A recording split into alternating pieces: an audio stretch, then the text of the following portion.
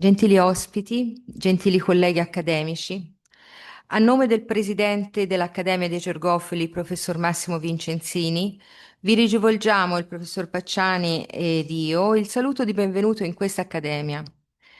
Il nostro benvenuto va anzitutto alla professoressa Mary Shirley, presidente del Ronald Coase Institute, e ai rappresentanti del Consiglio che sono oggi qui presenti. Ronald Coase è stato il fondatore dell'economia neo-istituzionale e nel 1991 ha ricevuto il Premio Nobel per le scienze economiche per i suoi studi sui costi di transazione e i diritti di proprietà e il loro ruolo per il funzionamento dell'economia. Siamo onorati di accogliere l'istituto che Ronald Coase ha fondato nel 2000 con la missione di comprendere meglio il funzionamento dei sistemi economici reali, in modo che individui e società abbiano maggiori opportunità di migliorare il proprio benessere. L'Istituto, con i suoi workshop, mette al centro i giovani ricercatori per aiutarli a studiare il funzionamento dei sistemi economici dei loro paesi, in modo che i problemi possano essere identificati e risolti più facilmente.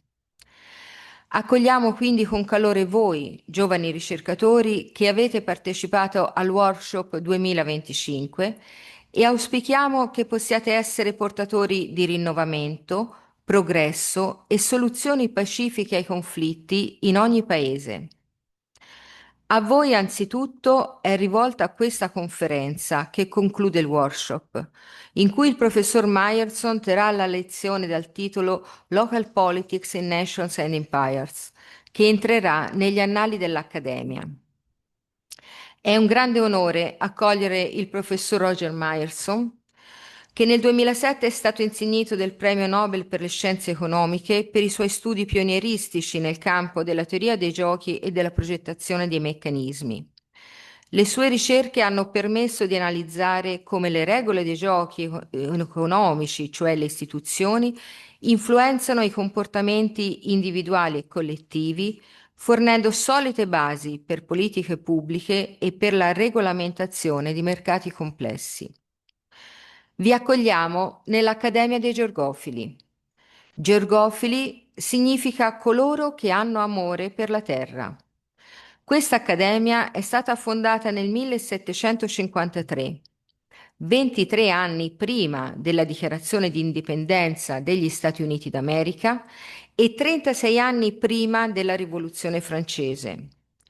Fu voluta dal canonico lateranense Ubaldo Montelatici allo scopo di far continue e ben regolate esperienze ed osservazioni per condurre a perfezione l'arte tanto giovevole della coltivazione in Toscana. Seguendo lo spirito illuministico si unirono scienza ed esperienza concreta di produzione agricola per accrescere la prosperità pubblica, facendo proprio il motto Prosperitati publice augende. Da allora ha svolto ininterrottamente la sua attività per 272 anni. Questo ne fa la più antica accademia di scienze agrarie del mondo ad occuparsi di agricoltura, ambiente, alimenti, territorio rurale, promuovendo il progresso delle conoscenze, lo sviluppo delle attività tecnico-economiche e la crescita sociale. Da allora ha continuato ad accrescere la sua preziosa biblioteca e le sue pubblicazioni sono tutte accessibili gratuitamente. Da allora i georgofili si adoperano per confrontare e far circolare le idee, diffondere l'innovazione, collegandosi con il mondo e contribuendo a mantenere alto il prestigio della nostra cultura. Oggi si contano 1180 accademici, di cui 90 stranieri. Tra gli accademici si annoverano anche tre presidenti degli Stati Uniti d'America, Thomas Jefferson, James Madison e James Monroe. L'allargamento a personalità straniere, come ci ricorda lo storico Zeffiro Ciuffoletti, fu su proposta di un georgofilo che molto ha avuto a che fare con la storia americana, Filippo Mazzei, che fu legato da lunga amicizia con il presidente Jefferson. Mazzei, da illuminista, ha sostenuto il principio della libertà di pensiero e di culto religioso come diritto alla libertà di coscienza personale, il diritto di voto per tutti gli uomini che sono uguali, l'abolizione della schiavitù. Ha contribuito alla formazione del testo della stessa dichiarazione di indipendenza. Ci piace in questa occasione ricordare questa storia di pensiero e di amicizia che mette in risalto le comuni radici culturali e valoriali tra popoli da sempre legati. Ci piace ricordarlo in un momento in cui le ragioni della geopolitica sembrano voler cambiare la storia fin dalle sue radici. Storie di pensiero e di amicizia. Con amicizia salutiamo l'emerito professor Clomenard, anch'egli georgofilo e membro anche del Centro per gli studi economici sull'organizzazione economica dell'agricoltura e lo sviluppo rurale Gaia, uno dei centri studi che operano all'interno dell'Accademia. Il professor Menard ha inseminato in noi l'interesse e indirizzato i nostri studi verso l'economia neo-istituzionale applicata al mondo dell'agricoltura e dello sviluppo rurale, che si è concretizzata già in diverse iniziative svolte in accademia e opera per realizzarne di nuove. Con affettuosa amicizia salutiamo i colleghi georgofili dell'Università di Perugia, professor Gaetano Martino e professor Andrea Marchini, che con noi si sono adoperati per rendere possibile lo svolgimento in Italia del workshop nella sede di Perugia prima e con la conclusione a Firenze oggi. Indirizziamo il nostro ringraziamento ai sostenitori che hanno contribuito alla realizzazione di questa iniziativa, provenienti dal mondo della ricerca, delle imprese, delle cooperative e loro rappresentanze e delle istituzioni. Crea Politiche Bioeconomia, Poste Italiane, Valori Italia, Consorzio Vino Chianti Classico, Frescobaldi, Lega Coop Agroalimentare, Equalitas, Unione Agricoltori di Firenze e salutiamo calorosamente i rispettivi rappresentanti che oggi sono qui presenti. Il nostro sincero ringraziamento va a tutto il personale dell'Accademia che con instancabile impegno rende possibile la nostra attività anche in questa giornata speciale. Infine, ma non ultimo, ringraziamo la Camera di Commercio di Firenze e Promo Firenze che hanno dimostrato grande sensibilità nel cogliere l'alto valore di questa iniziativa e sostenerla come co-organizzatori. Saluto quindi la dottoressa Erika Ghilardi, membro del CDA di Promo Firenze, e la invito a rivolgere il suo saluto all'Assemblea. Grazie.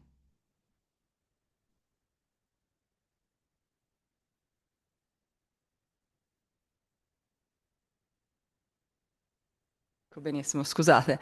Rappresento la Camera di Commercio di Firenze, Promo Firenze, faccio le veci del presidente Aldo Curzano che si scusa ma è stato convocato da impegni urgenti e inderogabili che gli hanno impedito di essere qui oggi, devo dire con grande rammarico.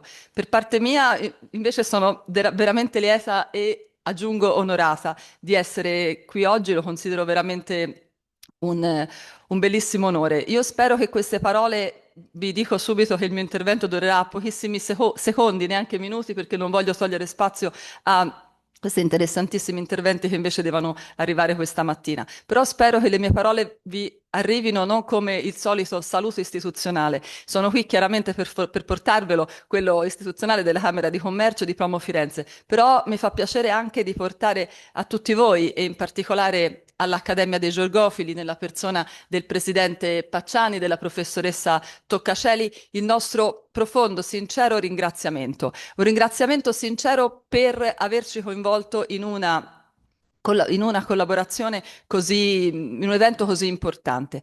La Camera di Commercio, Promo Firenze e l'Accademia dei Georgofili hanno una collaborazione, devo dire, di lunga vita e che ci gratifica e che ci onora. È una collaborazione che è basata su intenti comuni, valori comuni, come lo sviluppo, la valorizzazione del territorio, il sostegno al sistema economico, produttivo e anche aggiungo una particolare attenzione a quelli che sono i temi più attuali dell'economia moderna. Ecco, sono proprio eventi come questi che ci sentiamo di essere gratificati, onorati di essere coinvolti e di dare il nostro supporto, perché riteniamo eventi come questi, che vedono in collaborazione dei partner di un profilo così elevato, di un profilo internazionale, un premio Nobel, siamo veramente grati ed onorati di supportarlo perché riteniamo che siano importanti iniziative come queste non soltanto per la comunità scientifica, ma per lo sviluppo del territorio. E questo per noi è veramente importante e per questo siamo davvero grati. Ora, se posso, tradurrei proprio il sunto di quello che ho espresso anche per rispetto a chi col mio inglese poverissimo. Sorry, I have a very poor English, but I would like to express the deep meaning of my fast speech. My name is Erika Ghilardi. I'm a member of the Promo Firenze, and I'm here not just to greet you, but also to say thank you.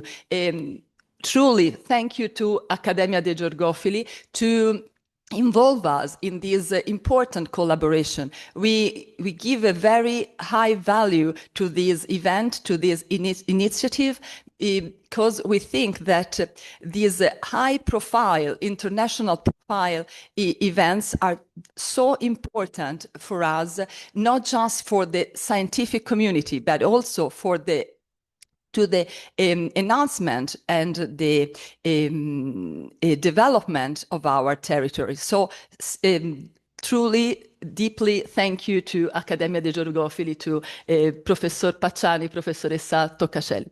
Thank you. Thank you.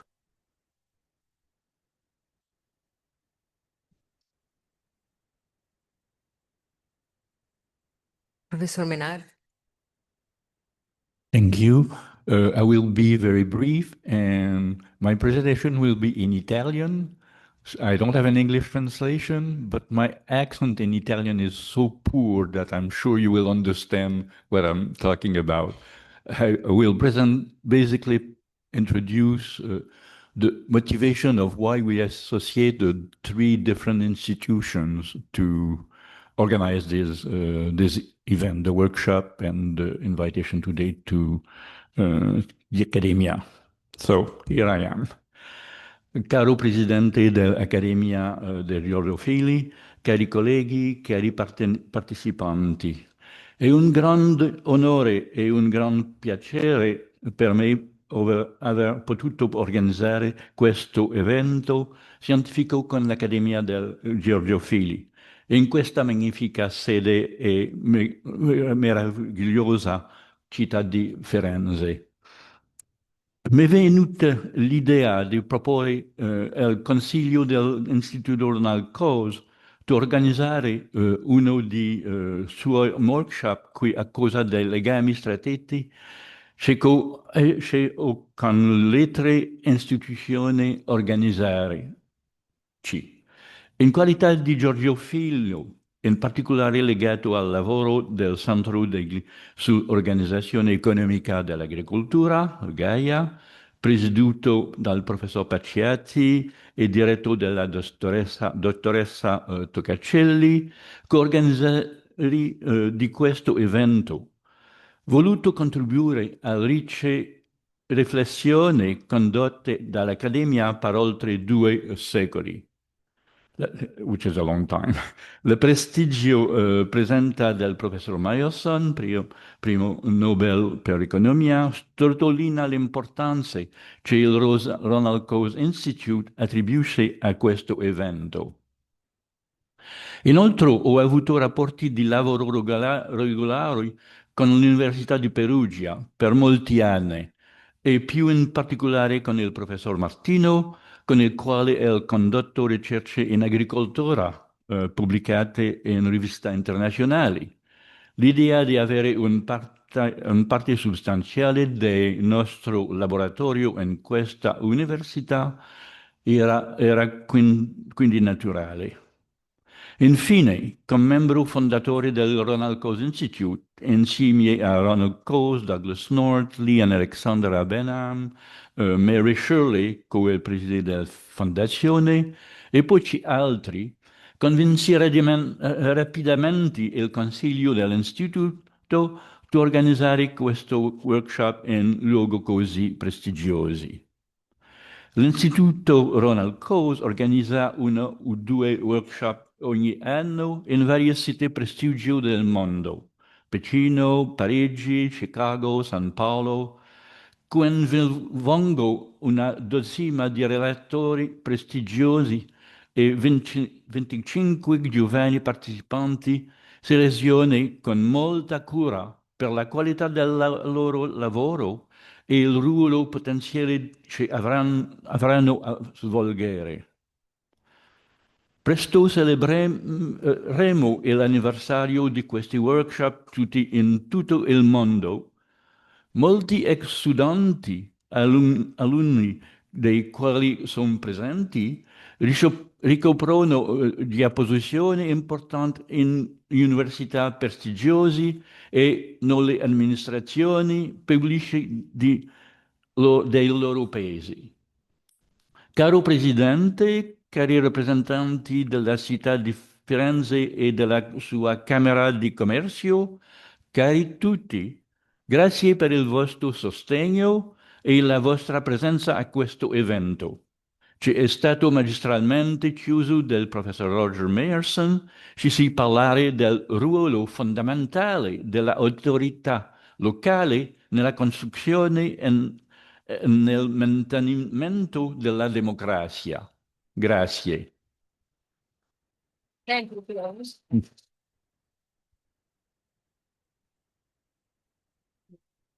Thank you. It is my great honor today to introduce a scholar whose work has shaped the foundation of modern economics and political science, Roger Myerson. Roger was born in Boston and developed an early interest in economics, reading Samuelson's textbook as a high school kid on vacation. Not what I did with my vacations, I'm sad to say. He went on to earn undergraduate degrees at Harvard, where he became interested in game theory, even though there were no regular courses on game theory at Harvard at this time. Through his independent reading of game theory's leading intellects, he became fascinated with the problem of how to find a cooperative solution to games with more than two players who have incomplete information about each other. He went on to write his dissertation on cooperative games and earned a PhD in applied mathematics from Harvard in 1976. After that, he was a professor at Northwestern University for many years, and later at the University of Chicago's Department of Economics and the Harris School of Public Policy. Today, he is the Glenn A. Lloyd Distinguished Service Professor of Global Conflict Studies at the University of Chicago. He is also a director and faculty member of the Ronald Coase Institute, and we at the Institute are very grateful for that. And as you know, and as you have been reminded, he is a recipient of the 2007 Nobel Prize in Economic Sciences for his contributions to mechanism design theory. I could go on to describe his many other achievements and awards, but they are really too numerous to be mentioned. But let me just say that mechanism design theory has been hugely consequential. As Roger noted in his Nobel Prize lecture, mechanism design extended the scope of economic analysis by adding incentive constraints to the resource constraints in our definition of the economic problem. It is hard to overstate how profound an impact mechanism design has had on economics and political science. Where economists used to focus on the allocation of material goods, now we also study how to structure incentives to elicit truthful information, how to align incentives in markets, how to identify efficient regulatory schemes or voting procedures, and much more. Roger's influence goes beyond economics. He has made major contributions to our understanding of democratic institutions, political accountability, and state building, and how different electoral systems, constitutions, and institutional designs shape political incentives, accountability, and governance. Moreover, what distinguishes Roger Myerson is not only the intellectual depth and breadth of his ideas that I've just covered briefly, but also the generosity and clarity with which he shares his ideas. He has an extraordinary ability to take complex strategic problems and illuminate them with sharp insight, precision, and human relevance. This will be illustrated today in his talk about local politics in nations and empires. This work is published in the wonderful chapter he did for the Handbook of New Institutional Economics, and I encourage you all to read it. It is included in your program today. So please join me in welcoming a scholar whose work continues to shape how we understand markets, institutions, and the choices that structure our societies. Roger Myerson.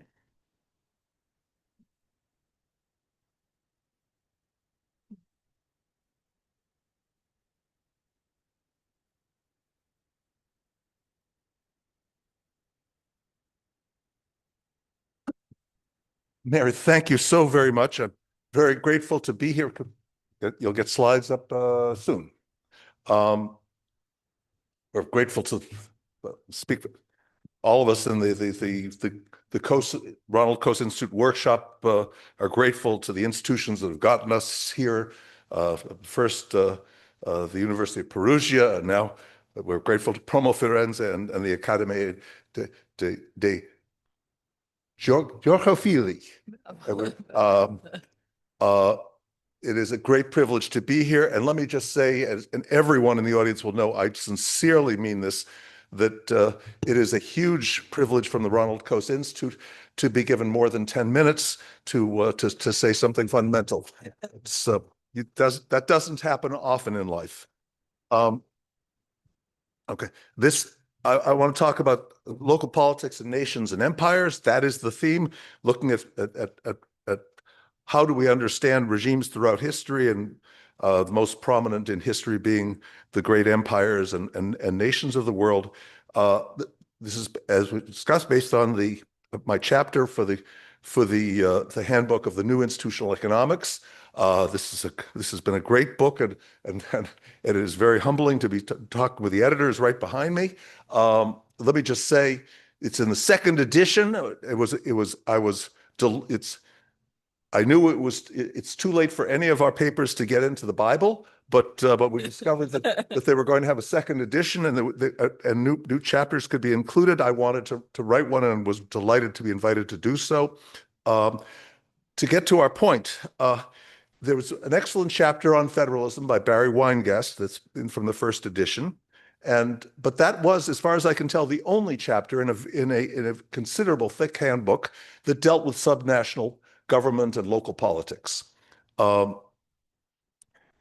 I think there's in political science, and there is a sense that and I think in policymaking, that local politics is important in federal democratic countries, but federations perhaps, but whether democratic or not. But federalism is just one kind of organization of states, and unitary states, one does not need to be concerned with that.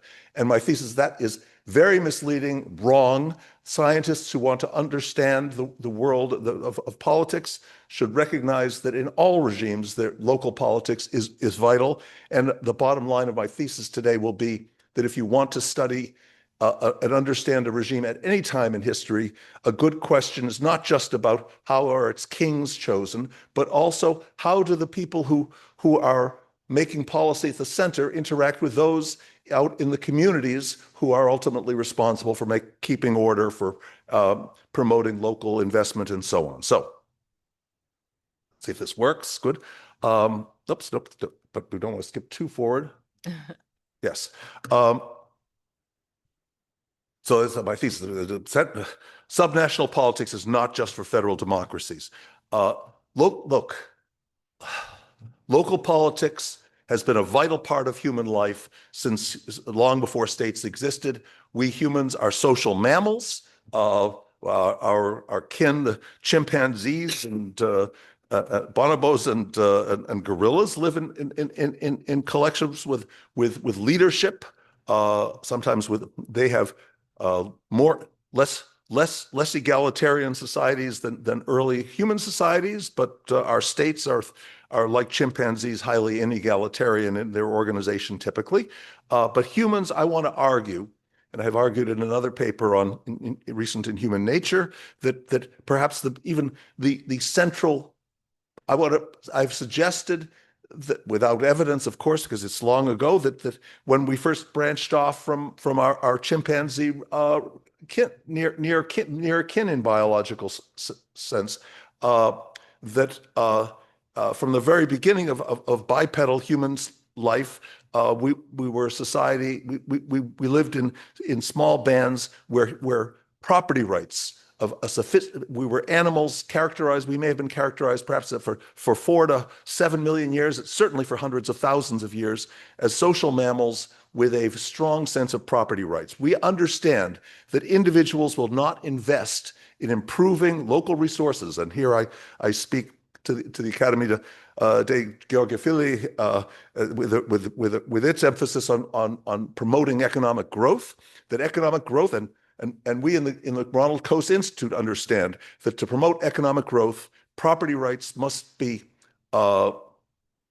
well-defined and protected so that individuals can invest in improving resources with some confidence that what we sow in the beginning of the year, we will be able to reap the benefits of the harvest at the end of the year, without which there could be no agricultural revolution, as 10,000 years ago, as Douglas North noted, that the agricultural revolution was fundamentally a manifestation of a stage of development of property rights, a new attitude towards property in land. So we know that such confidence in property rights has existed at least since the origins of agriculture, but probably, I would argue, it goes back in some form even to our Australopithecine ancestors who were bipedal and must have been making things with those hands. And why would you make something if it was going to be taken from you by the alpha male in your band?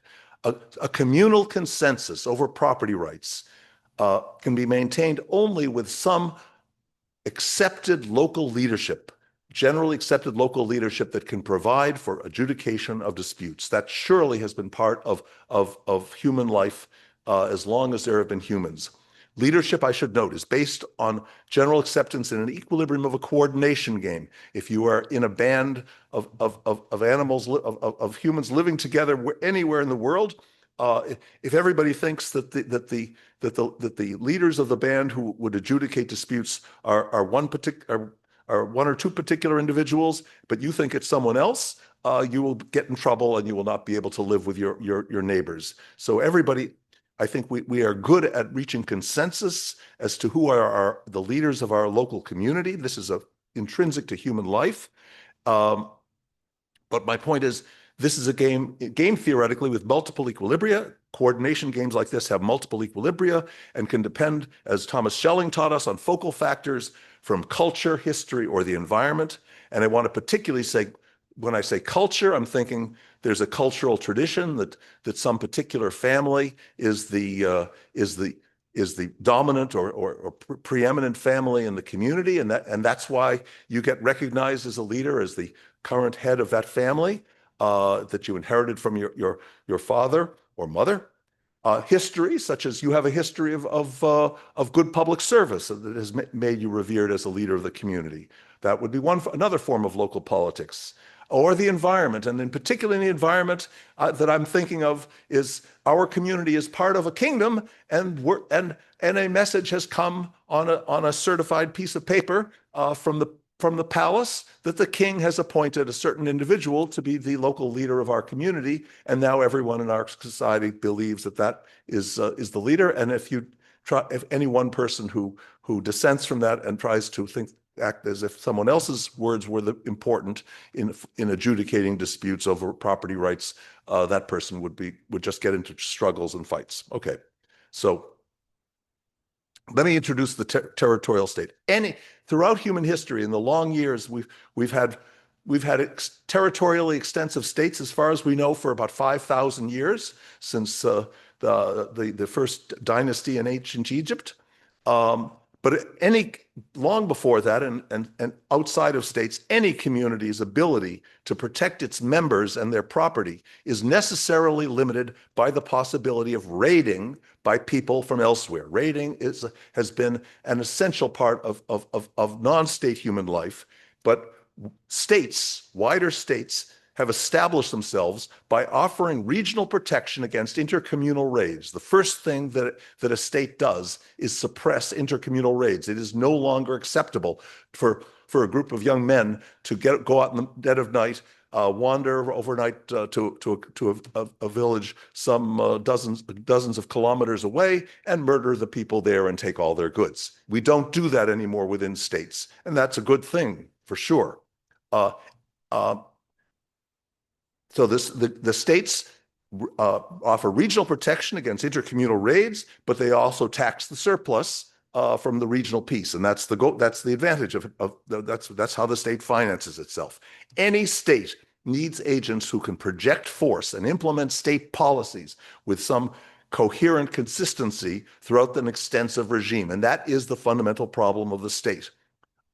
It's become less of a problem since electronic telecommunication, but with traditional modes of transportation and communication, of course, once you've got a geographically extensive regime, you can't be everywhere at once. You can't get your word everywhere at once, and the state needs a way of conveying its policies and implementing them. So state coherence requires national leadership, setting incentives for state agents who have cut their dependence on local interests in their home communities. State agents, we'll see throughout history, can be seen as members of a special community, a special non-local community. And literacy, since the dawn of the first state in Egypt and Sumer, literacy can be used to maintain personal relationships across extensive distances. So states are maintained by an elite of individuals who themselves form a kind of non-local community, forming social relationships among themselves while being dispersed across the region of the extensive domain of the state. National leadership of the state, like leadership in a community, depends on general acceptance in a coordination game so that national politics is a matter of multiple equilibria that can depend on focal factors of culture, history, and tradition and environment. But the wider state, remember, has an interest in the management of local resources to tax them. Investors need protection now from theft, investors need protection both from theft by neighbors and expropriation by state agents. And this is perhaps the most important message, which is absolutely fundamental, but maybe has not been pointed out. As I say, the handbook of the New Institutional Economics has many chapters that deal with concepts of the development of property rights in response to market forces and competitive realities and economic technological change. But perhaps a fundamental point that might not have been emphasized, but I'm arguing should be emphasized hereafter, is that actually there are two aspects of the whole property rights problem. One, theft by the kids in the neighborhood. Two, expropriation by powerful government officials who show up and say, "What do you mean that's yours?" No, it's ours. And so I want to emphasize that these two aspects, because the solution of the kids in the neighborhood or the jealous neighbors next door encroaching on property that you have invested in, that problem is solved the old-fashioned way by communal consensus that is led and perpetuated by generally accepted local leadership. Whereas preventing powerful government officials of the state, and I want you to bear in mind, we should think of the state as being a substitute for intercommunal raiding. So yes, it is good that we don't have to worry about when we go to bed that people from a village 50 kilometers from here are going to show up in the middle of the night and kill us all. However, because the state will prevent that, that has not quite abolished the problem, because there is the problem in the morning of a smiling power agent of the state saying that great factory that you've built, or that home that you've built, or that farm that you've improved, it now belongs to someone who has connections with the royal palace, and it is no longer yours. Confiscation by the state or expropriation by state agents. So national leaders are needed to discipline their state agents to not expropriate the locally recognized property rights. So the point is, secure property rights require cooperation between a local form of leadership and a national form of leadership in any state. And when we think about it now, we tend to think, and rightly so, that an interesting and important division of states is between those that are more democratic and those that are more authoritarian. But I want to suggest a correlated but logically distinct way of categorizing states. Once we recognize that the local politics and national politics are two unavoidable, intrinsically essential aspects of building a successful state. In a strong state, national and local leadership can be positively aligned and kept in coordination with one another in basically two ways. One, by top-down influence of national leaders in local politics. Yes, that is more commonly important in autocracies, though not necessarily. And two, by bottom-up influence of local leaders who have owed their positions to a form of local politics, by local leaders having some influence in national politics. And that is certainly the dominant form, or is most important in federal democracies, and maybe in non-federal democracies where local leaders vote. So let me skip this. This slide is for a longer talk, but on basically explaining how the guaranteeing of moral hazard rents to motivate people requires the central state to have a community structure, and that the top leader needs to have a council of courtiers around him to guarantee his promises of long-term rewards for loyal service to the state. But let me go forward and say, Benedict Anderson, in his lovely book on imagined communities, the book has a very interesting picture on the cover, and one wonders where those people are, but I'll never mind that. I think perhaps the image in the text of his book that most commands aesthetic attention is his analogy between state officials, and he's thinking in absolutist European monarchies like Louis XIV's France. Benedict Anderson compared state officials' careers, their career paths, to the roots of religious pilgrimage, which he asserted have created a sense of unity for adherents of great global religions. That the Hajj in Islam is the most dramatic of that, but European. He asserts that the geographical cohesion of the culture of Christendom in the Europe of the Middle Ages was solidified by paths of pilgrims wandering from their homes to holy sites and back, and the Kingdom of France under Louis XIV is unified by the paths of these absolutist functionaries who first are assigned to work in one province and then promoted to work at a slightly higher level in another province, and so on. And by moving around, they define the unity of the kingdom. But he distinguished officials of absolutist states, always ready for reassignment anywhere in the realm. He distinguished them from feudal nobles who were largely tied to his family's estate. What I want to suggest is that the basic distinction here is not between absolutist and feudal regimes, but rather between two classes of state agents who exist in absolutist and in feudal regimes. Both classes exist in both kinds. It's merely a matter of emphasis. The two classes, I'm going to use the terms mandarins and gentry. Those are two words. I'm speaking English, thank you. But those are two words that we in English use to describe traditional groups in Chinese politics in particular, in Chinese imperial politics in particular. So it's a kind of word that transcends, although these are not words from Chinese. To assert state power across an extensive domain, rulers appoint governors with broad powers to exercise broad delegated powers within a province of manageable size that's small enough for the governor to get around it quickly, in reasonably short order by traditional locomotion technology. Within a province, let me remind you, each resident would fear to disobey a governor's commands when everyone else in the province is expected to obey the commands. It's a coordination game. So a governor whose authority is locally accepted can normally maintain order within a province with little action by the state's armed forces. I want you to think about empires throughout history that were initially conquered by an army, but then the army doesn't have to stay there to occupy it after they've beat up anybody who resisted.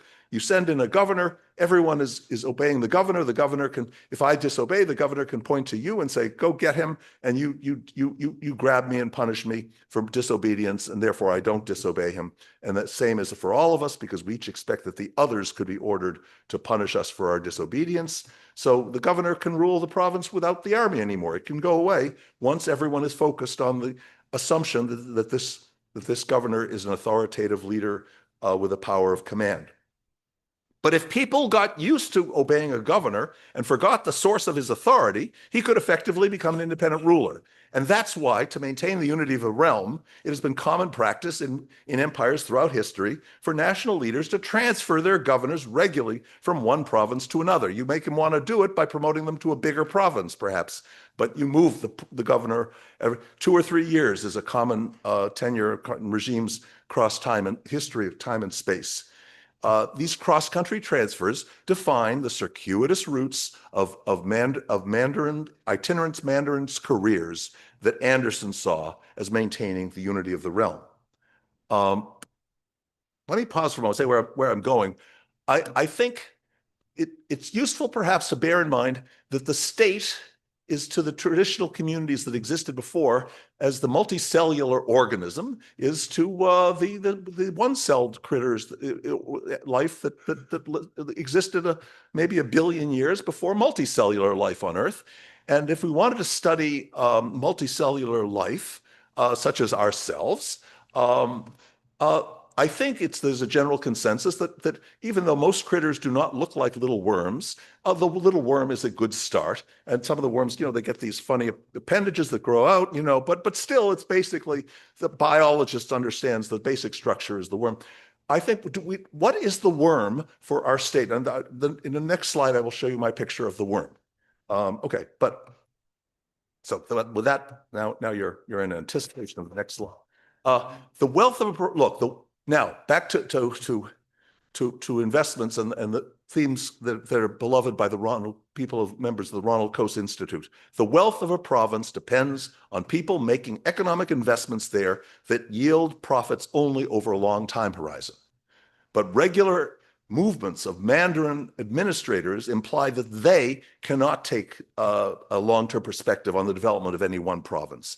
And yes, you could, in principle, say that a Mandarin governor's end of career rewards would depend on the subsequent performance of a dozen different provinces in which he had been stationed at different parts of his career. But that you then get incentives and teams problems. There's the marginal dollar of profit is now owed on the margin to all of the different people who have played an essential role in it. And as Bengt Holmström showed, that's absolutely an intractable problem. So it creates moral hazard at the center. I will not go any further with that except to say you don't want to do that.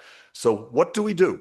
The answer is prosperity requires another class of agents who I'm going to call the gentry. This must be agents who have enough power to protect their investments in the local district, both because they're important in the local community and because they have voice in the larger state sufficient to guarantee that they cannot be easily predated. Their investments cannot be easily expropriated by the Mandarin agents of the state.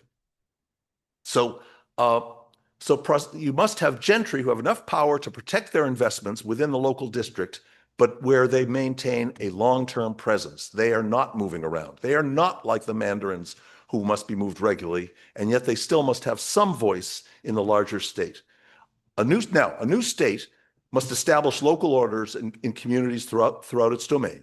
If they don't, the local mafias who provide protection independently of the state could, if left free, begin to make themselves rivals for wider regional power. This is how new states get established from local forces. So the state has to take care of local order, but the new state must also fulfill promises to key supporters who include of two kinds: the captains and soldiers of its conquering armies, who conquered the domain. Plus, there may be some indigenous local leaders who opened the gates to their citadel and said, "Welcome in. We're glad to be part of it." They agreed in advance to cooperate with the new state, and they need to be rewarded. Both problems can be solved by the states granting these supporters property rights, extensive land perhaps, and authority as gentry in a district where they will be expected to maintain order. So in traditional autocracies and empires throughout history, national leaders have granted privileges to certain favored individuals, and communities have typically accepted that by becoming incorporated in the empire, they accept these imperially designated gentry as being local leaders because of their connections to the central state. So here's the picture. Here's my image of the worm. Local gentry needs some local organization for appealing to the ruler's central council, the ruler and to the ruler's central council, when a governor's actions threaten their basic property rights. But as the ruler's appointed representative, a Mandarin governor must have substantial power to command the gentry of a province. So the local to ensure that any group of gentry that are locally organized, that they can be supervised by a governor, the gentry should be organized into local districts that are subsets of one governor's province. So the province may be divided into 2, 3, 4 different districts, each of which has the local gentry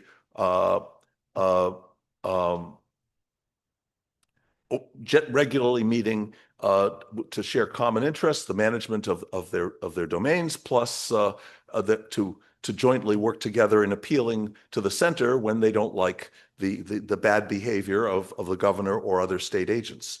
So now, and by the way, you should think of each of those gentry as being perhaps the dominant landowner in a village where farmers go out. We're talking about agricultural societies where farmers go out to cultivate their fields and harvest the crops.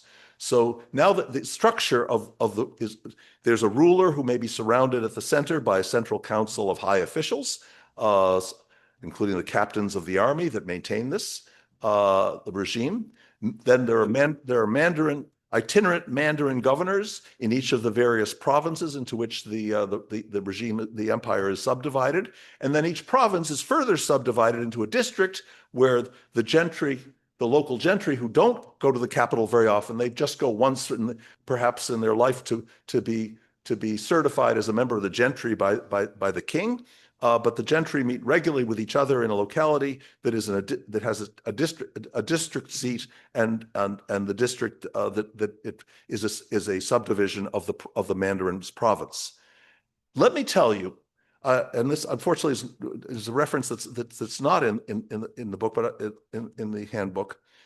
Flannery and Marcus, Ken Flannery and Joyce Marcus's 2012 book on the creation of inequality. They are anthropologists studying, documenting the process of human social change from egalitarian hunter-gatherer communities to the formation of the states. This is a book that ends with Sumeria and ancient Egypt. They identify states. They want to be able to identify states by a criterion which a modern anthropologist visiting the society could recognize, but also which can be identified in the archaeological record. And their fundamental criterion for defining is there a state or not is, are there 4 levels of settlement?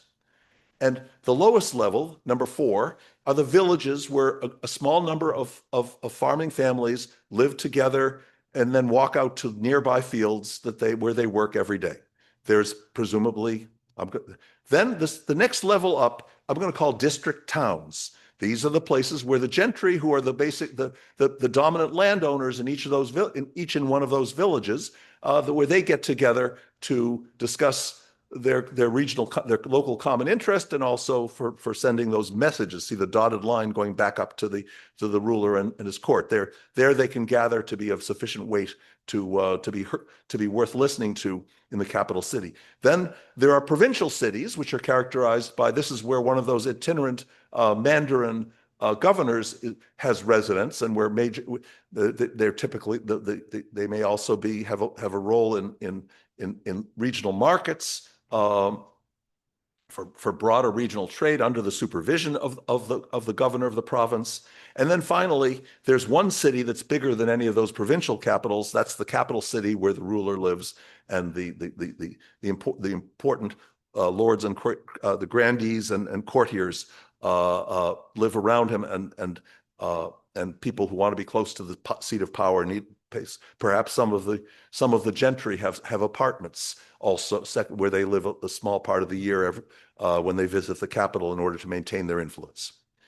Let me say the first example I want to raise is in the Roman Empire certainly this is characteristic of the period of the Principiate, the first 2 centuries from Augustus and 2 centuries thereafter. In the Roman Empire, it was characterized by, it was divided into imperial provinces in which governors served for a few years and then were moved on. But within each province, the Roman Empire conquered a Mediterranean world that was characterized in many places by autonomous city-states. And those city-states were conquered and made part of the Roman Empire.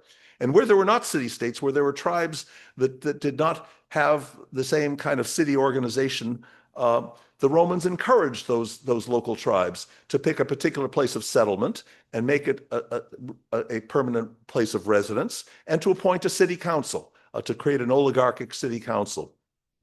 So building on the previous autonomous city-states of the Mediterranean world, the Roman Empire had district cap seats.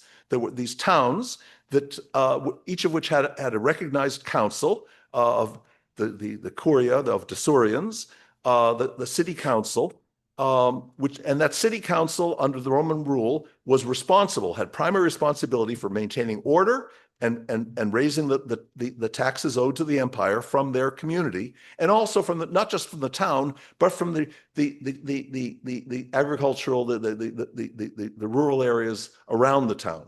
So the empire was divided into districts, each of which had a capital city in which there was a city council. The city council had the right, was supervised by a governor who would come and visit the city on every year or two. But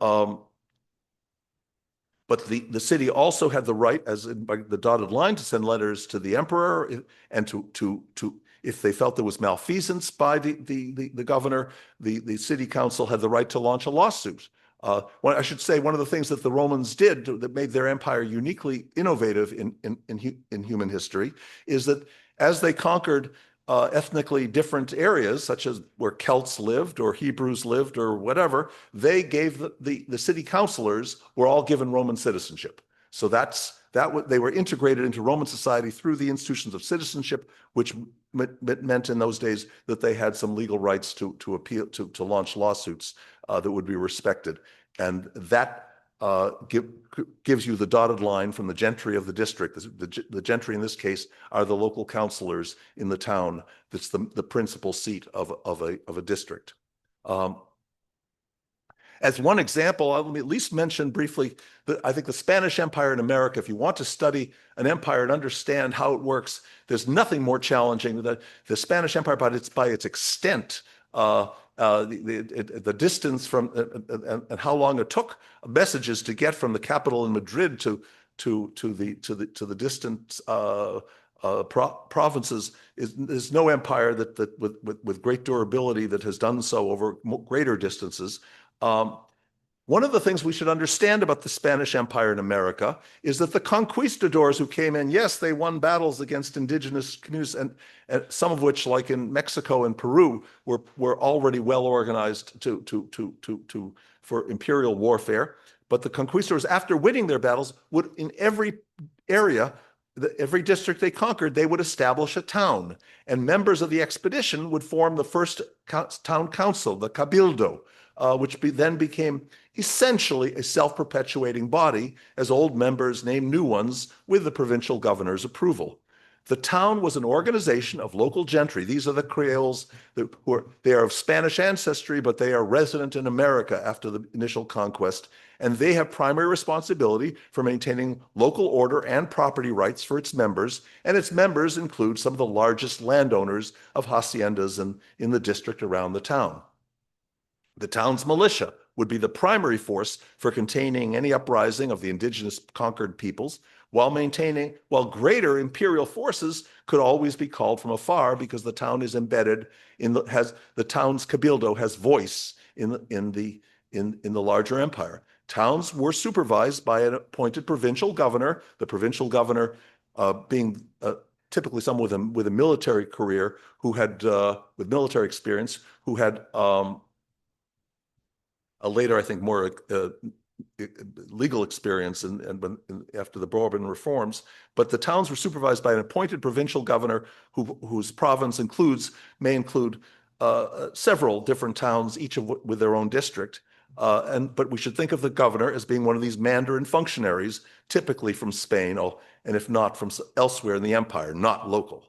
The system was derived clearly from the Roman Empire's system of locally responsible town councils that could complain to the emperor about a governor's actions. However, the extraordinary extent of the Spanish Empire meant that they knew they couldn't wait for appeal to Madrid on disputes.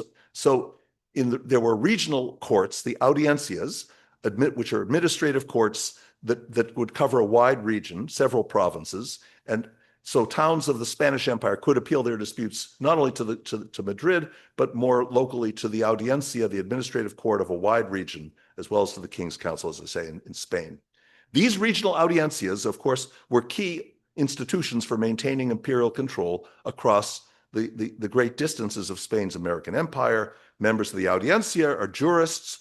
They all have law degrees. They're exercising broad powers within their region, but they exercise those powers collectively, and their mutual monitoring therefore reduces the moral hazard of distant delegation.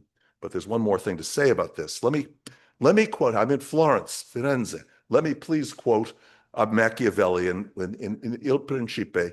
He noted famously that some kingdoms are easily invaded but hard to conquer, while others are hard to invade but easily conquered after a successful invasion. This distinction can be derived, I want to argue, within our conceptual framework. Machiavelli's famous distinction can be derived from the relative strengths of the local gentry and the central Mandarin administration of a kingdom. Feudalism is from this point of view, a regime in which most of the revenues of the peasants' rents are staying with the gentry, and only a few are the locally resident gentry, and only a few are small fraction are rising up to pay for a central Mandarin administration. An absolutist state is one that's much better at extracting revenues from the community so that the gentry retain only a small fraction of the rents and a larger fraction go in taxes to fund for the Mandarin administration and the kingdom's central armies. So a strong gentry retains a large fraction of local revenues, leaving less resources for the central government to defend the kingdom's frontiers. But then a successful invader who has defeated the weak armies on the frontiers would still face continuing resistance from local leaders defending their privileges of power under the old regime. And in this way, the great Bourbon reforms of the Spanish Empire after 1782 famously increased the central revenues of the Spanish Empire, but they also decreased the local gentry's motivation to preserve the empire's authority after in their provinces after the French invasion of Spain in 1807. Let me say, successful states depend, this is my principal thesis, successful states depend on local elites' ability to trust the basic parameters of their relationship with the state's central administration. That is what makes a successful state. Such trust requires widely shared expectations that may take years to develop. Look at a map of South America. When the Spanish Empire dissolved, the territories of the new states were largely defined by the familiar jurisdictions of the empire's regional audiencias. The audiencias defined it. Simon Bolivar was not stupid. He was a successful revolutionary. He wanted to create a Gran Colombia. Why is there an Ecuador? Good question. And I don't actually remember what were the accidents of history that caused the Spanish Empire to create an audiencia at Quito for what's now Ecuador. But the people of Ecuador and the people of Venezuela had their own audiencias. That meant who are the people? In this case, the key people are the members, the elite cabildo families in each town, which is the seat of a district that's a subset of a province, and they're used to having their problems resolved not with any provincial administration at the audiencia, at the regional audiencia, and they're not used to they don't trust the dispute resolution because they have no experience with it at some other audiencia. And Gran Colombia divided up into Venezuela, Colombia, and Ecuador that we know today because there were 3 audiencias. And if that's the physical manifestation of the principle that the key is institution that a state needs is a widely trusted institution for regulating the relationships between the local elites and the wider mandarins of the state. We've defined gentry as a class of individuals who are well-rooted in their local communities, but who have sufficient voice in the state to have confidence of their rights being respected, their property rights being respected by state officials. This requires some reliable way of conveying their complaints against state officials to a central forum where an evident failure of justice in hearing the local complaints would damage the ruler's vital political reputation for being a trustworthy patron. In a dysfunctional regime that lacks any such institutions for protecting the rights of individuals from remote provinces, there will be regions that have no such gentry. I'm thinking Central African Republic. I'm thinking the Democratic Republic of Congo. These are then states, if we can call them that, where there are no gentry in large regions in our sense, and local investment will be small and vulnerable to state predation. Then I want you to recognize, and this has been emphasized by Jennifer and Ilya Murdazashvili in their 2021 book, that strengthening, their book was about Afghanistan, but their key point was, you should not assume that strengthening the state means strengthening property rights. Where you don't have a well-functioning institution for relationship between the central state and the local gentry, strengthening the state means having more powerful state officials who come into local communities and expropriate the investments of the local big shots. So strengthening the central state can worsen property rights as state agents get greater ability to expropriate local property. Let me take just a few minutes to say something about democracy. I've tried to emphasize, get us past federal democracy as being the only kind of regime where we bother thinking about subnational politics.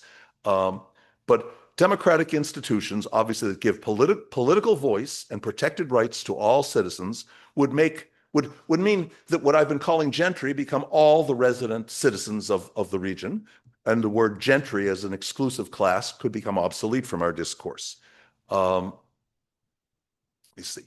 I think I want to say a little bit about representative assemblies, because representative assemblies, of course, are at first not democratic, but are about bottom up, aligning local politics and national politics, not just by the king certifying who are the local lords and local barons and knights who should be respected by the peasants of their communities, but also by people who are, for local reasons, respected as local leaders, having some voice in national politics.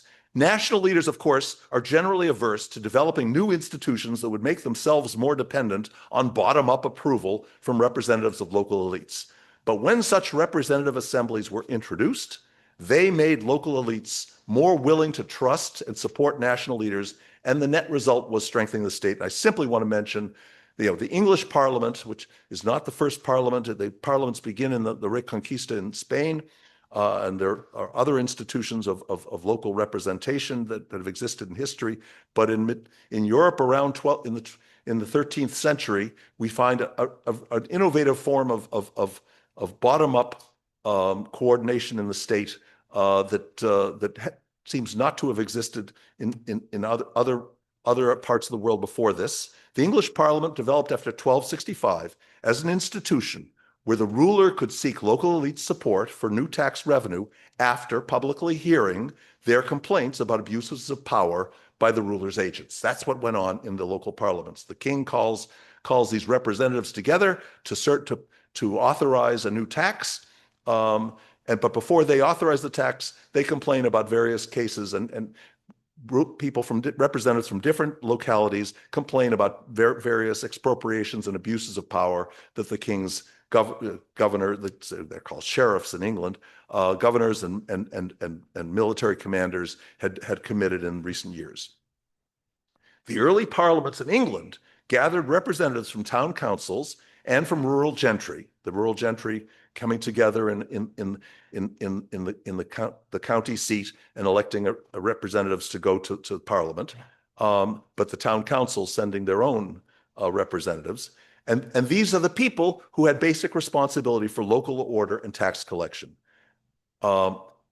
Kings from King Edward I found that their demands, when the first parliaments were called, there was no traditional requirement that the king call a parliament in order to get a new tax certified. He could just command it. But people didn't comply. He found that people did comply if he first went through parliament. Everybody's happy. They now have more confidence that if they collect the taxes and pay them in, that they won't be then subjected to further demands by roving agents of the state. So England became more powerful. Parliament, I should say, Edward I, II, and III were kings in rapid succession, making it easy for you to remember who comes first, second, and third.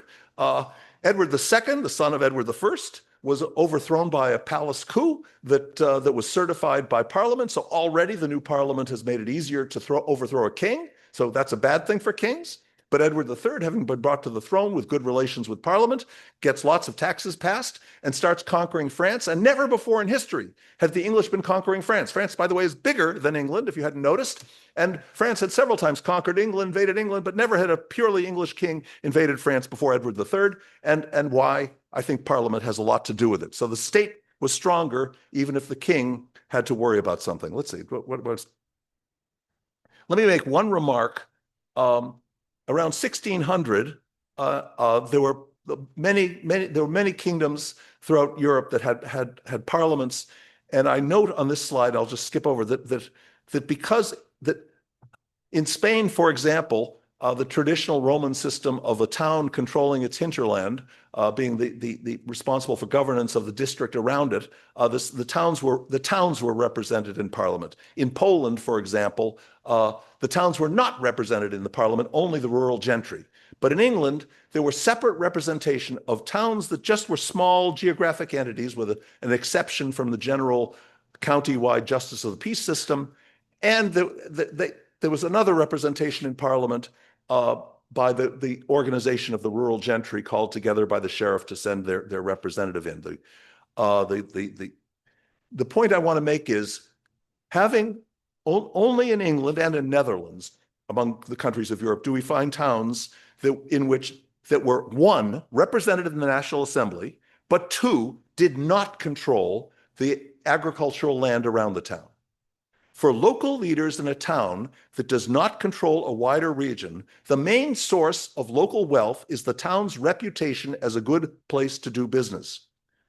With national political influence, the towns then could support policies, maintain their own policies and support national policies that enabled them to offer good protection of property rights to all their residents, even if the town is ruled by a small hereditary oligarchy.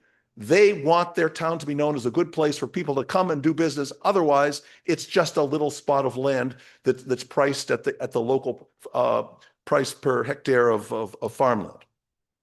So empowerment of towns in early modern England was well designed to make them engines of economic growth. I'll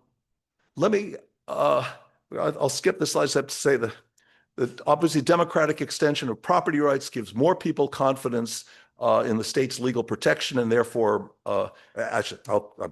Adam Smith noted in 1776 that the grant of political and legal rights to small farmers gave them confidence to invest in improving their land. And Adam Smith actually notes in The Wealth of Nations, you have to, about 2/3 of the way through, that this provision giving political voice, extending my concept of gentry to include some very small tenant farmers, this did more for the wealth of England than all of its good regulations of commerce. I want to remind you, dear Ronald Coase Institute members, that everything in economics has begun with Adam Smith talking about the good regulations of commerce.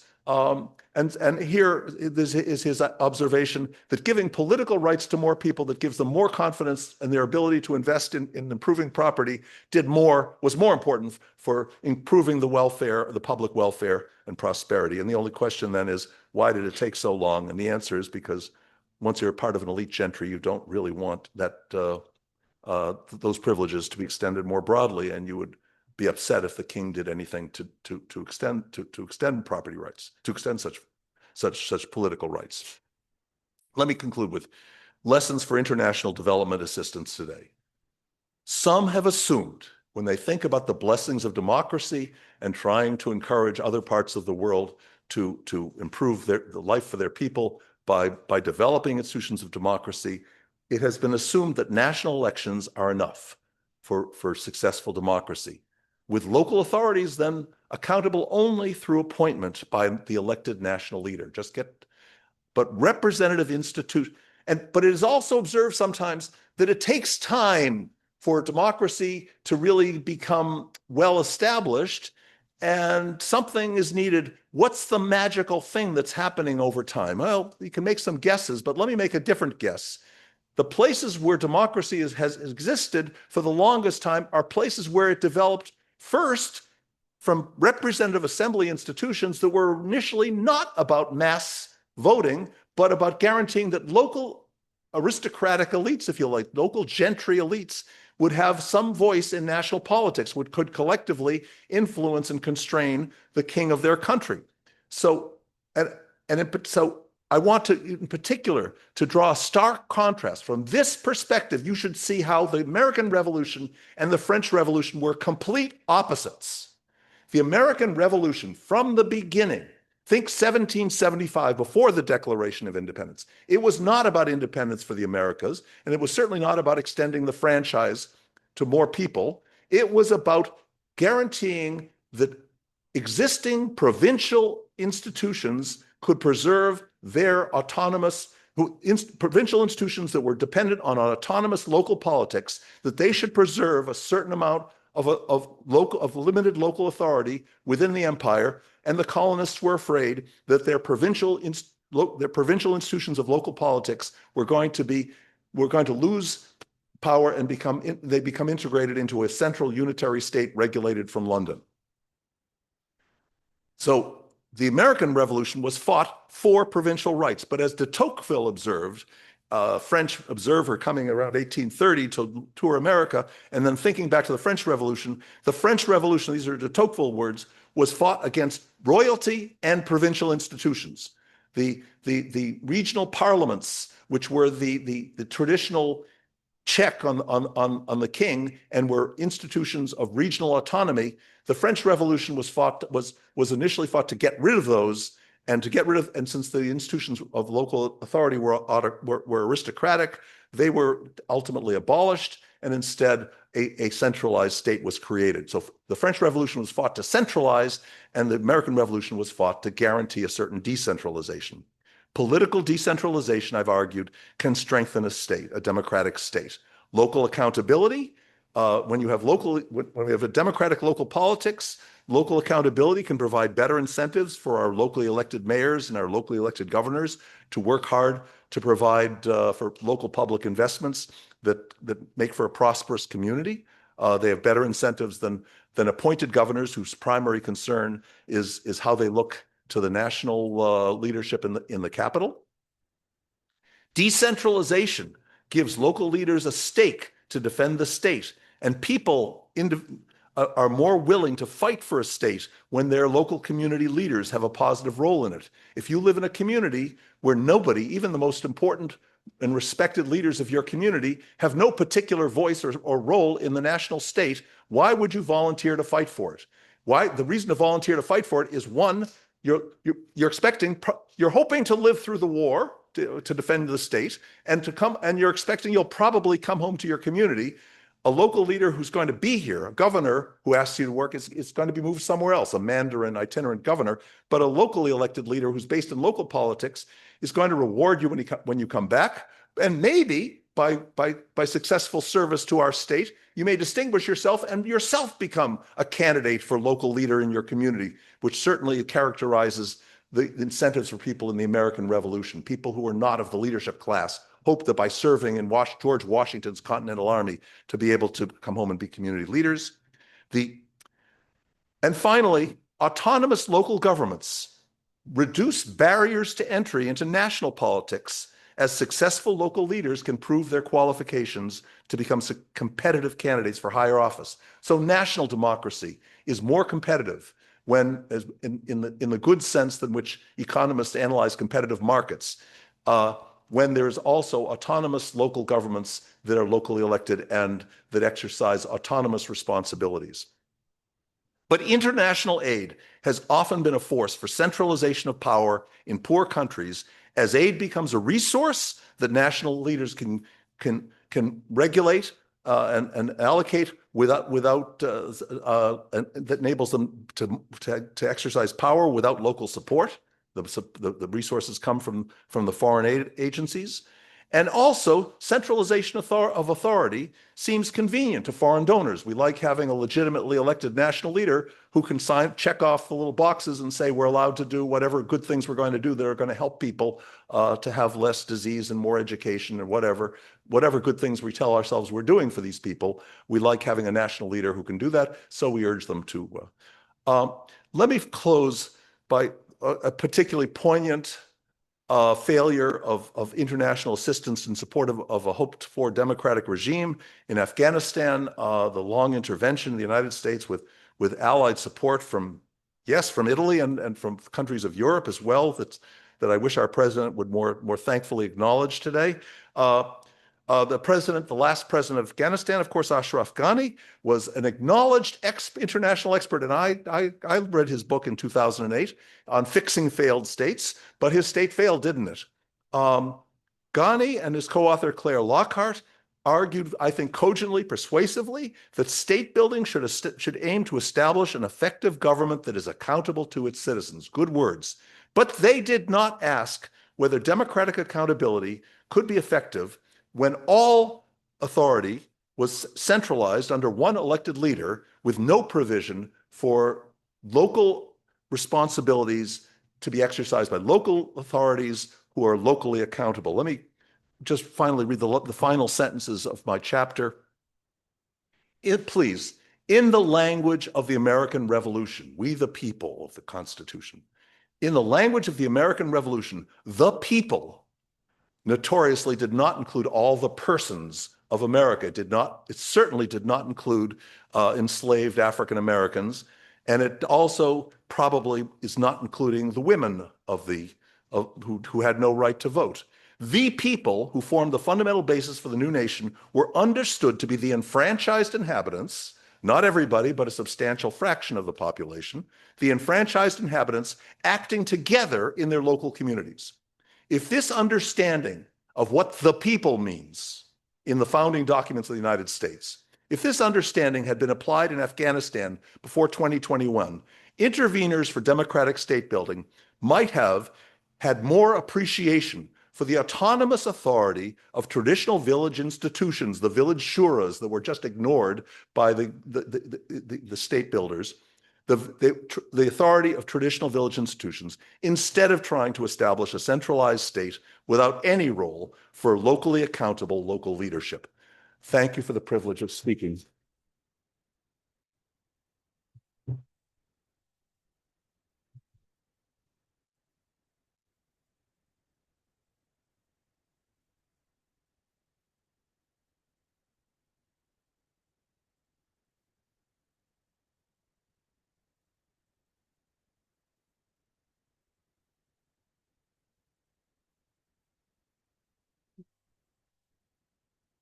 So since we're the Ronald Coase Institute and notoriously rambunctious, should I say, are there any questions? Yes, there are. Why don't you take over?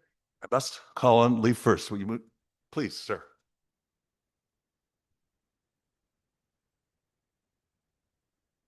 You know, it is a Maybe repeat the the question. question. Yeah, the question is about the role of the Jesuits, and the short answer is I have little expertise, but I can say something. I should say more importantly.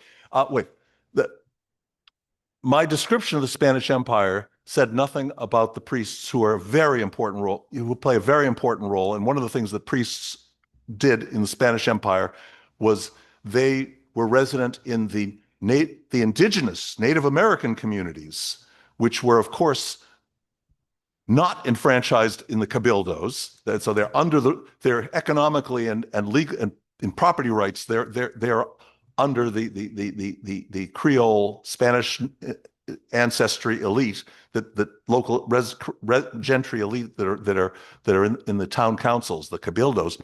But having the priests played, I think, clearly an important role of being people who would go into the indigenous communities and give them also help them to have some voice. The Jesuits in particular do something very interesting, of course, that they did many things, but in Paraguay, in what is now Paraguay, they go in among the Guarani Indian tribe and organize them and create a complex state with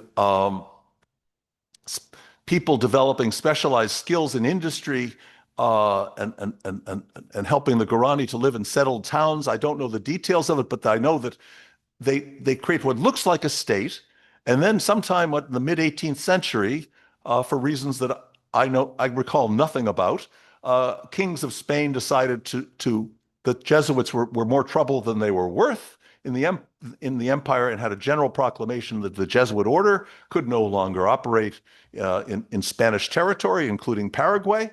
And it is remarkable that as I understand it, that state-like institution that was created in Paraguay around 1700 has vanished by 1800 without a trace. And I don't know whether Paraguay today bears any particular mark of that historical period. If it is, I think it is small, whatever impact it had. And it tells us something. Essentially, the local priests were playing the role of what I call the gentry. They had a way of they were the top level, the ultimate authorities. They obviously delegated much power within their communities to members of the Guarani tribe who came and lived in these new settlements that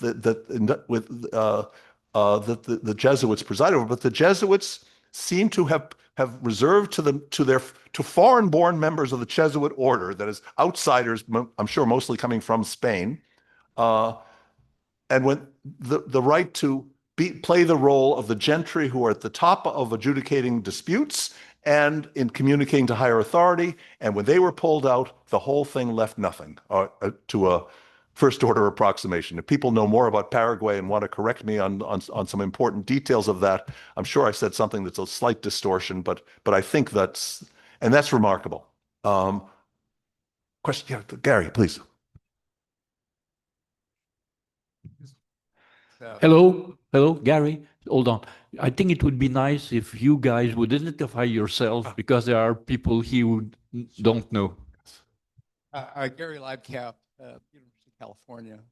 The question I have, Roger, is, so this seems to be a very general framework, and it seems to be based on stationary agriculture. And what came to mind as you were presenting this is I reading recently about North America, and for at least thousands of years, these are all hunter-gatherers, and there doesn't seem to be the evolution or appearance of a state. Mm-hmm. And I'm wondering if you have some thoughts about how your framework might apply to places that are really more mobile, or populations that are more mobile. First of all, yes. Let me say yes and no. First of all, I think I talked from the beginning about sharing with other primates like chimpanzees. We humans have evolved to live in small communities where we see the other members of our band or village or settlement. If we're hunter-gatherers, we're going to move around. If we're agriculturalists, then we're going to stay put. But it's a small band, a local community. And then I talked about a larger state. The truth is, probably quite ancient in evolutionary times, humans, as we branched off from chimpanzees, I believe this goes back at least to the earliest Homo erectus. So we're talking about a couple of 1.5 million years at least, not just the last 10,000 years. Real evolutionary time. Humans, anthropologists believe that humans came to understand relationships with people in other communities and began to see themselves as part of a broader society that includes not just their own community, but other communities. Not all human communities. This is not all humans are our society. No. But other humans who share a common culture, and we may also be aware of some communities that they don't share this. They act differently. They speak with a different accent, at least. They dress differently, and they're our enemies. They have nothing to do with, and links of kinship. Let me just say, if you haven't heard, Bernard Chappé is an anthropologist, and if you haven't heard this, let me be the first to tell you that many anthropologists, such as Bernard Chappé, would suggest that the discovery that first set the human species on its way to becoming the species that would dominate the planet, it's not just another social mammal species. The great discovery that comes first was, and I pause for a minute, could it be fire? Could it be the wheel? No, it's the in-laws. Because there are many species that know their siblings after a long childhood. There are certainly species that mate for life and know their mate. But knowing the siblings of your mate, do chimpanzees will gladly murder their males from another band who are clearly their brothers-in-law. That is to say, the brothers of the female chimpanzees who are their mates. They don't pair bond, but never mind. They in a promiscuous sort of way, in a chimpanzee way.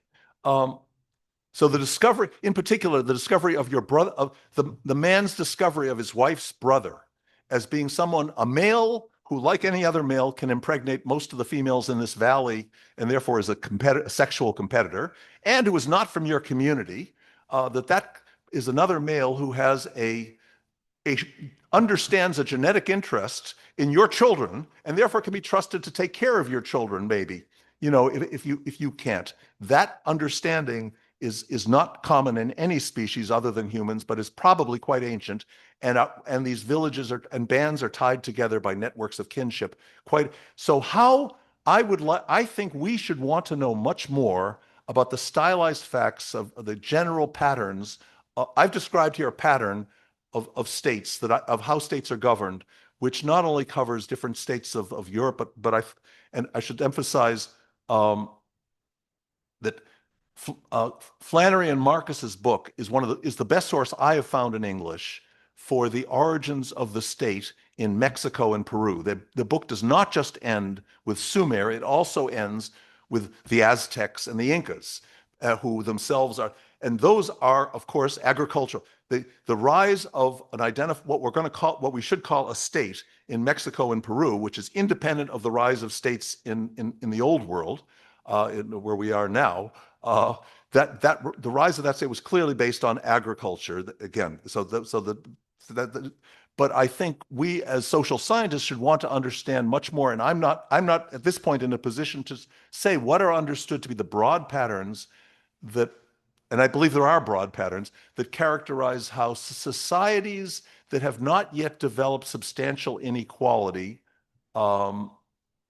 nonetheless make collective decisions for communities that are geographically separate. So societies that are dispersed across an extensive geographical region, I think actually, you should not be misled by me to think that the geographical extent of a social order begins with ancient Egypt. No, I think people have lived in tribes that have had an understanding of an ordered relationship among local communities that is not universal to humanity, but is cultural specific, and that covers a broad geographical area that you can't more distant than you can walk in one day. And for that, I suspect that meetings of local, I should say it, respected leaders of communities have existed, I believe, since antiquity, since biological antiquity, because chimpanzees have alpha males and alpha females, clear leaders of their communities. So that's been universal. Early humans worked harder to be more egalitarian, but they still would have had respected leaders within a certain limited, not allowed to be too arrogant. And those respected leaders, I suspect, would gather regularly to discuss questions of common interest to maintain peace and order among our bands. But I don't know. That's I would like to know. We should understand more of that.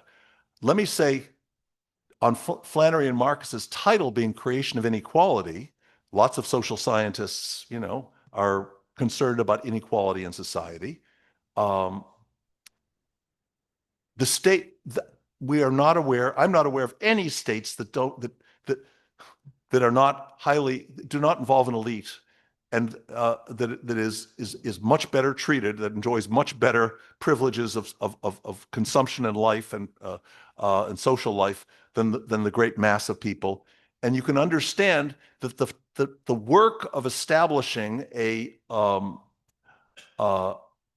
extended regional order that has greater cohesion and that can extract resources for common interest, the defense of the region against the tribes that live on the other side of the mountain range that might want to come and take our valley. That order requires small groups to go out and fight battles, and the people who are risking their lives in their battles would not do so if everybody's going to be equal thereafter. So privileges, the conquistadors leading a band of soldiers who are not necessarily very rich people, but probably of good ancestry, but less money, from Spain, coming to the New World and risking their lives to beat up the Native American tribes and nations there, and then once they conquer, they get to be the new elite of this new province. That's got to be a universal mechanism, and that means a society that was completely egalitarian would find a hard time recruiting soldiers to go on an expedition to go conquer a province that's far from their homes and where the people there are not quite ready to accept our rule and our taxation, and therefore would resist violently our invasion. Anyway, question? Yes, please. Amen.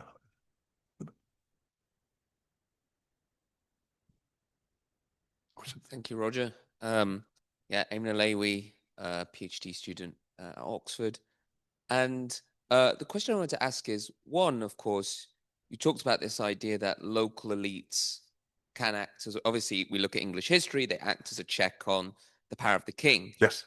But who's going to be the check on the local elite, right? Because after all, we're in Florence, the city of the Medici, Yep. right? So that's number one. And then the second is, what do you think about the idea that the more layers of government you create with local and even more localized, semi-local government, that ultimately you're going to start increasing the transaction costs for rule making and following rules?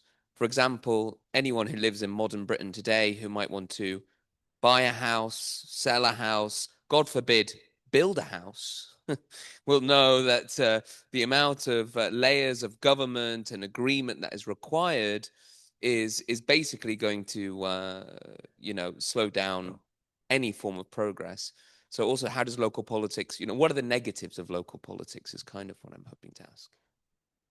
I think the latter, the French revolutionaries wanted to fight against regional government, regional institutions, because they were trying to create a standardized system that would, some of the things those regional institutions were doing was having tax barriers for trade that crossed provincial boundaries, and the American Constitution denying the right of the separate states, which are our provinces, to regulate interstate commerce and to tax interstate commerce, was, of course, to prevent that. So it's a transactions cost theory. There certainly was a non-trivial problem of who protects the first parliaments were established by the sheriff calls the local gentry to vote and elect a representative. The sheriff is the sheriff, who is a centrally appointed governor of the county or province, is essentially certifying who is a local elite and who is not. He's recognizing them or not inviting them. One of the odd things that in the history of Parliament was King Henry III had the bright idea of holding court meeting the county courts more often. I think he was doing that because if those gentry who did not show up had to pay a fine, and that was a source of revenue. That's a stupid idea, because on the one hand, you're clearly doing it to exploit the local gentry, but on the other hand, you're calling them together more often, so they all get to know each other, and then they start saying, hey, the institution, the principal institution that was replaced by the development of Parliament was called the general heir. The general heir was a tour, heir being a tour of a small group of leading justices, judges of the king's justice administration, travel around the country as a group, and wherever they go, they bring together all the local big shots, all the local gentry, and they do two things. They hear complaints against royal officials, and they investigate to find royal revenues that the king is due, but has failed to collect because people are tending to forget about them. So it's both about hearing complaints and raising revenue, the general heir. But the general heir is a discussion between central officials and the local elites separately in each region. The big advantage of Parliament is if anyone who defines the gentry's rights, ultimately, once we have the gentry coming together, not meeting separately with the king's central agents, but they all come together. The big advantage of that is if the central government is acting in a way that infringes the rights of the local gentry as commonly understood, that gets known to gentry everywhere in the kingdom, and now you've got a whole kingdom that's where the local agents on whose cooperation is essential to the prosperity and functioning of the kingdom, they all don't like what they all know that the king is threatening people like them, so that's much more credible. The disadvantage, and this is the huge disadvantage that David Stasavage has talked about in his book States of Credit, is that if it's a very large kingdom, then the distance from the local communities to the capital where the representatives all gather is so far that it's hard to monitor them, and the king, once they arrive, can start negotiating separate deals, and they end up passing ordinances and certifying the king's actions for things that are not in the interest of their constituents, and the constituents who are too far away can't keep track. And this is part of why Stasavage sees that in France, for example, geographically larger than England, people, there was no great demand for a strong representative assembly. The Estates General was weak in France until 1789 because, not just because kings didn't want to call it, but also because the local people, the local gentry in my terminology, didn't have any great demand for it. They much preferred the regional parliaments that were closer to them, where they could monitor and make sure the transactions in the local politics. Yeah, Benjamin Franklin went a long way to represent the colony of Pennsylvania in London around 1770, and he thought he was enthusiastic about the stamp tax in order to and to get one of his friends to be the local agent for the stamp tax, and only later did he discover that his constituents hated the idea and that he'd sold them out. So yeah, there's a problem of great distance representation before the invention of the railroad and the telegraph. Yeah. Please, yes, sir. Right? Thank you. Hello, my name is Cosimo Pacciani. I'm a chief economist at Poste Italiane.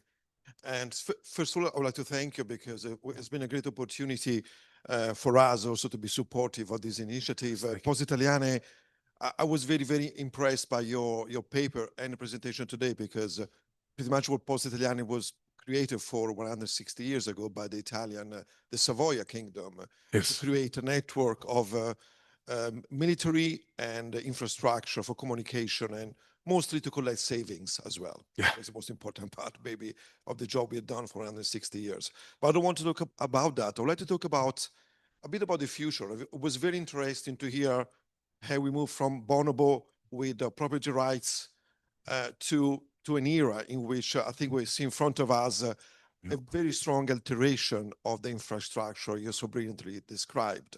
And I mean about the fact that now in front of us we have a period in which, for example, the influence of data, of the digital space, or the potential, the utilization of AI could really change dramatically also the infrastructure of power, democracy, and policymaking.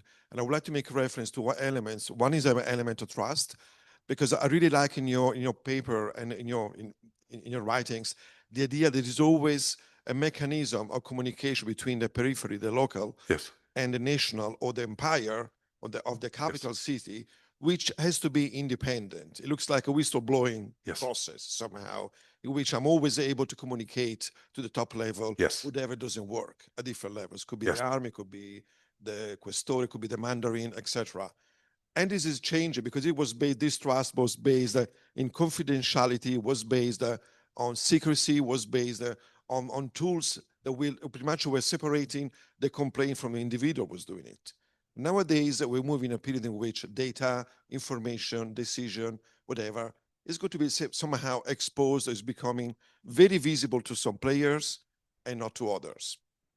AI is one of them. It's a new agent that we didn't have even 10 years ago. And it will really change also how the way in which you go through policy making. A little point about Florence. Interesting enough, the first one to understand how to interfere with this circulation of power was a guy called Girolamo Savonarola. Because during the Medici rule, he was the first one that introduced, he started printing his own, let's say, papers and sermons. Yes, he was an influencer. And he was distributing them through all the Florentines. Yeah. Yes, no, I think he would know how to use social media today. Look, the key point, let me say, I think at some point, our understanding of economic theory and political theory should be based on an understanding of human nature, and so I strive for that. And I think humans have evolved to, well, let me put it, I'll quote Jonathan Rauch's wonderful book, The Constitution of Knowledge, where he suggests, and I believe he's right, I'll echo his suggestion, that humans' ability to reason and to argue logically did not evolve to seek truth, but rather to reach consensus. That we become therefore very good at, we have I think we have an innate tendency to try to identify what is the community we belong to and who are the authorized spokespersons for it. And certainly in the recent years, the internet has created a new kind of non-local communities and spokespersons for those communities that evolve, the influencers who evolve in an ecology that is unregulated, somewhat chaotic, and therefore it may have some advantages, but it has some great social disadvantages for social chaos. The people who are speaking for us may not speak well for us. They may speak for other interests, becomes possible for smart people in the Kremlin, for example, to try to build what appears to be a community, a call from representatives of what look like representatives of some class of people in a country far from Russia, for example. So this is a problem, and the question is, a well-regulated society needs, I think investments still remain local. Even in AI, the need for the artificial intelligence to protect the data centers will remain. And those data centers exist in a place, and they're going to need property rights that are defended somehow locally, and even when the artificial intelligence gods reach out. I will say one thing. From the perspective, I've actually, economists, people who are mostly economists and not mostly political scientists, have a tendency, at least non-Marxist economists, to not want to talk about dividing society into social classes.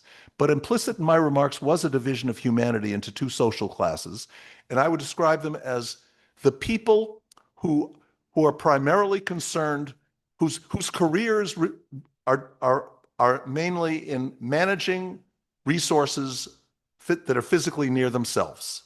And then there are people whose careers are in managing the networks, that could be government, but also economic networks, that transcend any locality, that keep us all together, that tie us together as globally. So I could call that the elite and the commons, but commoners, but they're not, you could have a rich peasant, but still a peasant is a person who manages the plants and animals, and he's very skilled, the peasant. He knows a lot of things he has to know. And a mechanic, they have great skills, and we are in an academic society. Literacy has from the beginning been about managing the broader social networks. So it's tied, literacy and universities that teach literacy are institutions that often grant entry into this networked elite. But I think in the 20th century, after the machines that could replace human muscles, a larger fraction of humanity, and with electronic telecommunications and ease of printing and distribution of text, I think the fraction of humanity that's involved in managing the great networks has become larger. A larger percentage of our societies are people who are in this elite, and perhaps even a majority, depending on how we count it. And that to me seems a good thing. I think artificial intelligence is going to substitute for elite network jobs and a smaller fraction of humanity. And so let me say my dystopian image of the impact of artificial intelligence is that we may live in a world that will still have humans involved in managing the networks, but much more non-human intelligence on these machines, and more of us will become peasants, hopefully rich peasants, but living the life of people who manage local or caregivers to the elderly and infirm and sick in our neighborhood, but people who are taking care of things in our community and but living in a network that is primarily managed by non-human intelligence. That's my dystopian view. It may look a lot like the Spanish Empire in America, where most of us are now playing the roles of the indigenous people, and that's not the end of the world, but it's not a pretty picture. That's my worry. Please, if I'm allowed to ask one more, please, Professor Xu. Yeah, Chenggang Xu at the Stanford University. You talking about the democracy in the United States is started bottom up. Yes. And here, constitutionally, the sovereignties are with the states. And the states constitutionally have a National Guard and have courts and have their own laws. However, is there a trend of eroding the sovereignty in the sense of how National Guards are used, in the sense that the courts may be overruled. The President of the United States, within the last few months, ordered the National Guard of Texas to come and occupy my city, Chicago. This is a shocking violation of the fundamental understanding of the founders of the United States. One of the most important things about the United States, which I think may be shared only with perhaps with Switzerland, is that its central constitution was ratified by a process that was managed by the provincial governments. So George Washington and his friends, George Washington, James Madison and his friends, writing the U.S. Constitution in Philadelphia in 1787, did not have the option of writing a centralized constitution that gave themselves all the power, because the whole process was going to be managed by the provincial executive. And people think that people sometimes describe the U.S. Constitution as trying to guarantee limited government. It's trying to define limited federal government, and with no limits necessarily on the powers of the provincial governments. That's it's not about small government per se. It's about the distribution of power. One of the best things about the reaction, some courts said that this doesn't look like a good idea, having Texas National Guardsmen patrolling the streets of Chicago. By the way, before he did that, the President of the United States gathered all the top military officers and told them that he was looking forward to sending them to battle in the cities. I should say, as a Chicago resident, I had, in April of this year, gone to West Point to talk to them, the social science faculty, about what are you teaching your students, future military officers, about missions of democratic state building. With my message was, a mission of democratic state building needs to be managed by a team that has decentralized political engagement with the local leaders, the local elites at least, in every community, in communities throughout the entire country. You can't just go into the Capitol and then try to fight if you want to create political change. A few weeks after I was in West Point, and they told me that they weren't really teaching it, but they'd consider maybe putting my paper onto the curriculum of a course. The President of the United States showed up at West Point and said, we're not doing that state building stuff anymore. But then he does say he wants to do some kind of state building in Chicago with the U.S. military. So they didn't follow any doctrine. There was no consultation with the mayor or the alderman. You certainly would want to talk to the alderman in Chicago before going into any neighborhood. They're the ones anyway. Okay. The most hopeful thing, and this is the real answer, is that the governor of Oklahoma, which is, if you don't know, a very also what we would call red Republican state. They voted overwhelmingly to elect Donald Trump president of the United States. The governor of Oklahoma expressed severe concerns about, if we can send the Texas National Guard to Illinois, what's going to happen? What's going to happen to all the other states? What rights do we have? I would like to see us reinterpret the Second Amendment of the United States Constitution to mean that the right of any community to maintain its locally organized and locally accountable police force shall not be infringed by the federal government. In the recent decades, the Second Amendment has been reinterpreted as being a right to individual bear arms, but they didn't have police until about 1830 in the United States of America.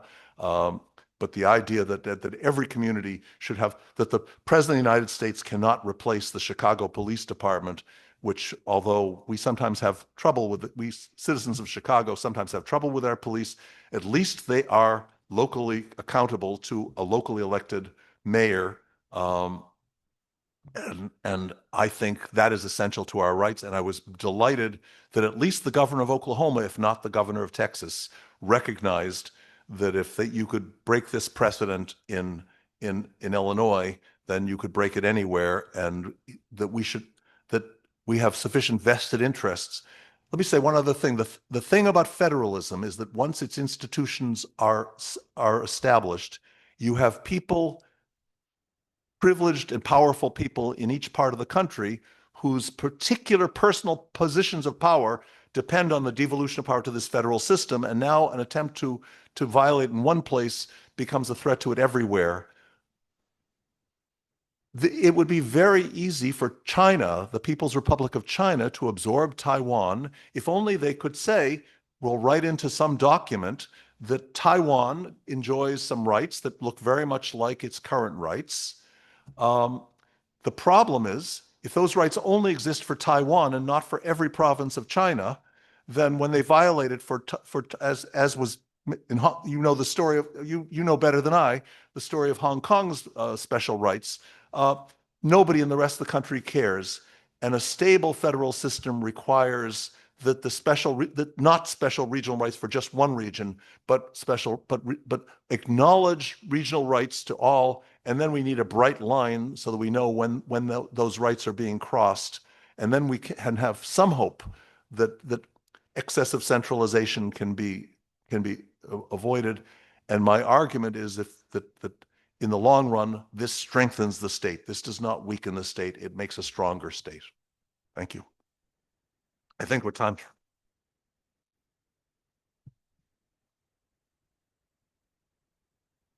Well, this brilliant session is the final formal session of our workshop, and we're greatly thankful to the academia for making it possible to hold this session in this wonderful setting. And afterwards, we're going to have this afternoon a visit to a museum. There will be a gala dinner tonight and a formal ceremony, so do not leave the dinner early. There will be a final ceremony, but this ends our academic lectures on an extraordinarily high note. We've all been enjoying an embarrassment of riches here in Italy, first in Perugia and now in Florence, and we're so delighted to end on such a